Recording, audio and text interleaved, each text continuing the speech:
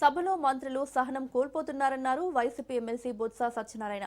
ప్రతి అంశాన్ని గత ప్రభుత్వంపై నెట్టేసి నోటికొచ్చినవని మాట్లాడుతున్నారని మండిపడ్డారు. అంబటి రాంబాబు, జోగి రమేష్ ఇళ్లపై దాడిని ప్రశ్నిస్తే సమాధానం చెప్పకుండా ఎదురుదాడి చేశారన్నారు. మహిళలను అందరూ గౌరవించారన్నారు. అంబటి రాంబాబును ఆయన తల్లిని దూషించారు కాబట్టి ఆయన కూడా అలా అనాల్సి వచ్చిందన్నారు.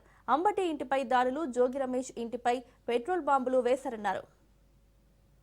వాళ్ళ నోటుకొచ్చిన వారికి ఏది ఉంటే అది అథారిటీ లేకుండా సమాధానం చెప్పడం అనేది చాలా అనుచితం. ఎప్పుడు చూడలే. ఫీజు రింబర్స్మెంట్ మీద ఏదైతే విద్యార్థులకు ఇచ్చే బకాయిల మీద డిస్కషన్ వచ్చింది.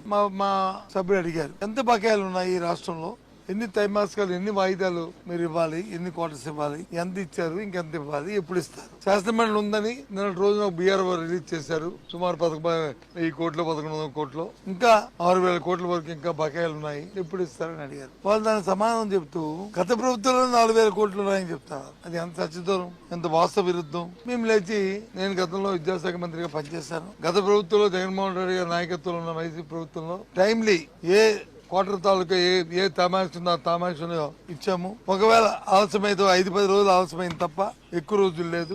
ఆఖరి మా ప్రభుత్వం ఎన్నికల సమయంలో ముందుకు ఇవ్వాల్సింది ఇద్దామనుకునే నేపథ్యంలో ఆ క్వార్టర్ కి సంబంధించిన 680 కోట్లు మీరు ఎన్నికల కమిషన్ కు వచ్చి మీరు ఢిల్లీ వెళ్ళి మీరు దాని మీద ఫిర్యాదు చేసి ఆ డబ్బును రిలీజ్ చేయకుండా ఆపిన నేపథ్యాన్ని ఒకసారి గుర్తు చేస్తాను. గత ప్రభుత్వం అంటూ వాళ్ళ నోటుకు వచ్చిన వారికి ఏది ఉంటే అది